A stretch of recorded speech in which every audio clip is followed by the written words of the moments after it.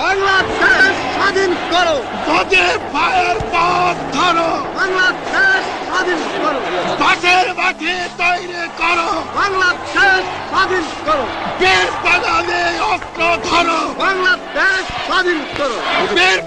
আপনারা জোরে স্লোগান ধরেন, আমার দেশ তোমার দেশ, বাংলাদেশ বাংলাদেশ, আমার দেশ তোমার দেশ, বাংলাদেশ বাংলাদেশ, স্বাধীন করো, স্বাধীন করো। বাংলাদেশ স্বাধীন করো।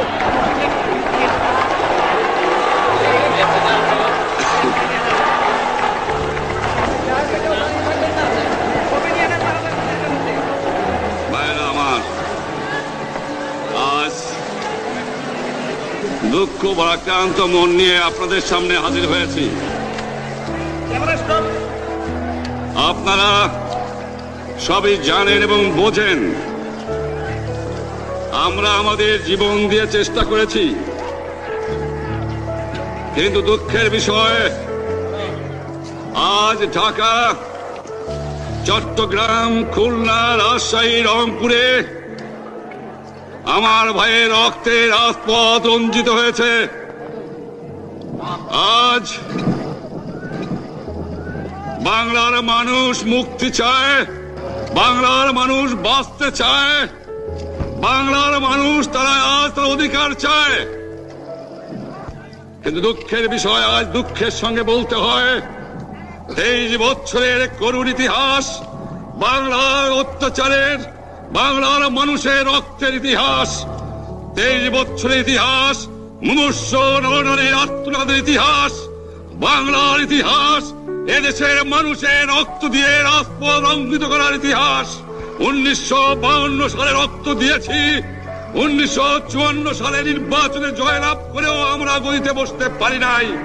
1958 সালে আইয়ুব খান মার্শাল ল জারি করে 10 বছর পর্যন্ত আমাদের গোলাম করে রেখেছে। 1967 সালে 6 দফার আন্দোলনে 7ই জুনে আমার ছেলেদের গুলি করে হত্যা করা হয়েছে। 1969 আন্দোলনে আইয়ুব খানের পতন হওয়ার পরে যখন ইয়াহিয়া খান সাহেব সরকার নিলেন, তিনি বললেন দেশে শাসনতন্ত্র দেবেন, গণতন্ত্র দেবেন, আমরা মেনে নিলাম। তারপরে অনেক ইতিহাস হয়ে গেল, নির্বাচন হলো। আপনারা জানেন দোষ কি আমাদের?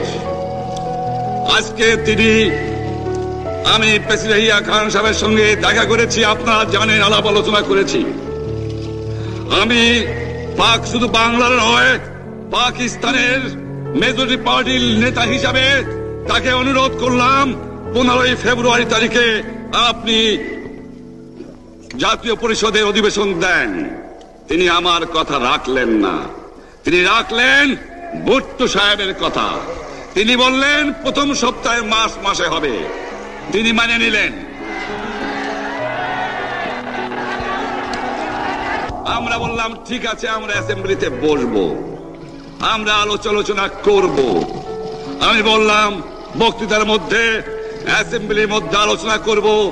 এমনকি আমি এ পর্যন্ত বললাম যদি কেউ ন্যায্য কথা বলে, আমরা সংখ্যায় বেশি হলেও একজন যদিও সে হয়, তার ন্যায্য কথা আমরা মেনে নেব। আসুন বসি, আমরা আলাপ করে শাসনতন্ত্র তৈরি করি। তিনি বললেন পশ্চিম পাকিস্তানের মেম্বাররা যদি এখানে আসে তাহলে কসাইখানা হবে অ্যাসেম্বলি।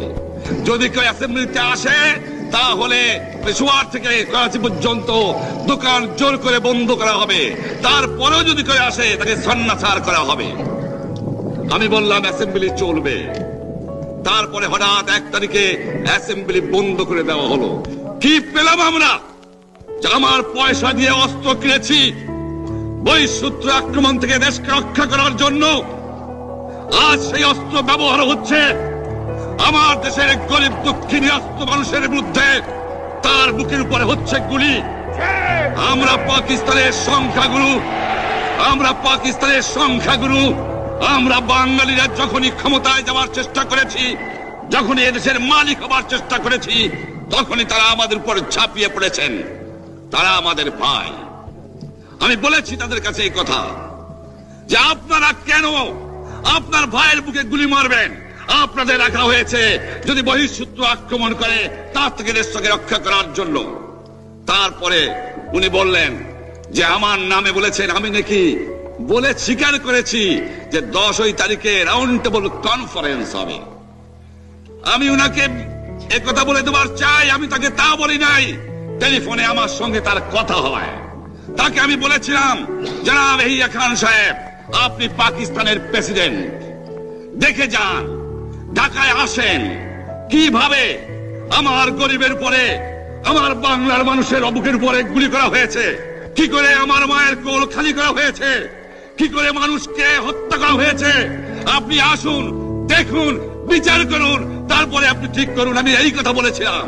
হঠাৎ আমার সঙ্গে পরামর্শ না করে বা আমাদের সঙ্গে আলোচনা না করে 5 ঘন্টা গোপনে বৈঠক করে যে বক্তৃতা তিনি করেছেন এবং যে বক্তৃতা করে অ্যাসেম্বলি করেছেন, সমস্ত দোষ তিনি আমার উপরে দিয়েছেন, বাংলার মানুষের উপরে দিয়েছেন।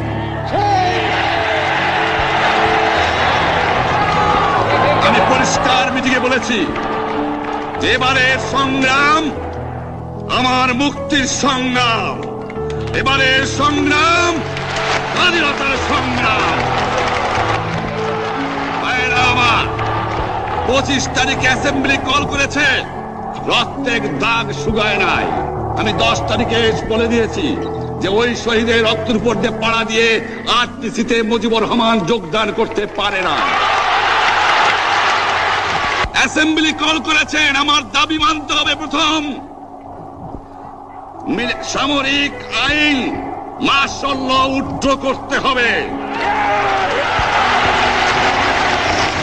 সমস্ত সামরিক বাহিনীর লোকদের ব্যারাকে ফেরত দিতে হবে, যেভাবে হত্যা করা হয়েছে তার তদন্ত করতে হবে, আর জনগণের প্রতিনিধির কাছে ক্ষমতা হস্তান্তর করতে হবে। তারপরে বিবেচনা করে দেখব আমরা অ্যাসেম্বলিতে বসতে পারবো কি পারবো না। এর পূর্বে অ্যাসেম্বলিতে বসার, আমরা অ্যাসেম্বলিতে বসতে আমরা পারি না। জনগণ সে অধিকার আমাকে দেয় নাই। ভাইয়েরা আমার, তোমরা আমার উপর বিশ্বাস আছে? আমি প্রধানমন্ত্রিত্ব চাই না, আমরা দেশের মানুষের অধিকার চাই। আর যদি একটা গুলি চলে, আর যদি আমার লোকের উপর হত্যা করা হয়, তোমাদের উপর কাছে আমার অনুরোধ রইল, প্রত্যেক ঘরে ঘরে দুর্গ গড়ে তোলো। তোমাদের যা কিছু আছে তাই নিয়ে শত্রুর মোকাবেলা করতে হবে, এবং জীবনের তরে রাস্তাঘাট যা যা আছে সবকিছু আমি যদি হুকুম দেবার নাও পারি, তোমরা বন্ধ করে দেবে।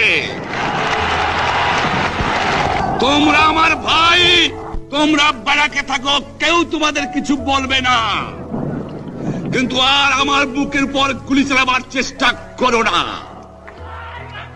ভালো হবে না। 7 কোটি মানুষকে দাবায় রাখতে পারবো না।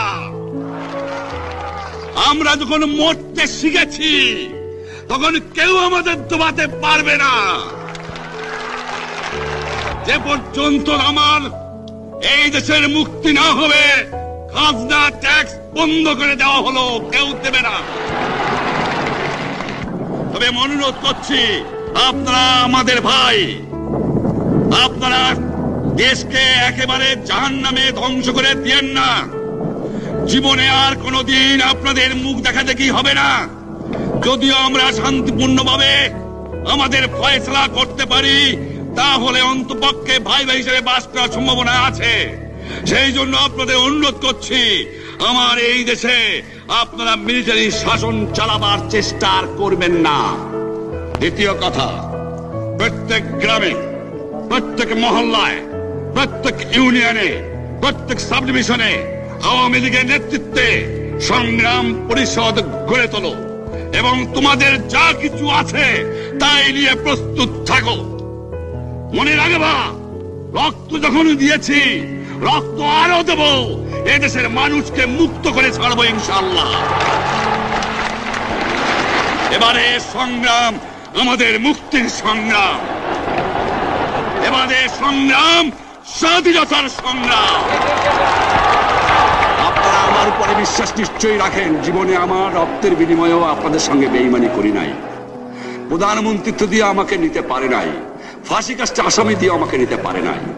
যে রক্ত দিয়ে আপনারা আমাকে একদিন জেলের থেকে বার করে নিয়ে এসেছিলেন, এই রেসকোর্স ময়দানে আমি বলেছিলাম আমার রক্ত দিয়ে আমি রক্তের ঋণ শোধ করবো, মনে আছে? আমি রক্ত তোমার জন্য প্রস্তুত। আমাদের মিটিং এইখানেই শেষ। আসসালামু আলাইকুম। জয় বাংলা। বীর বাঙালি অস্ত্র ধরো।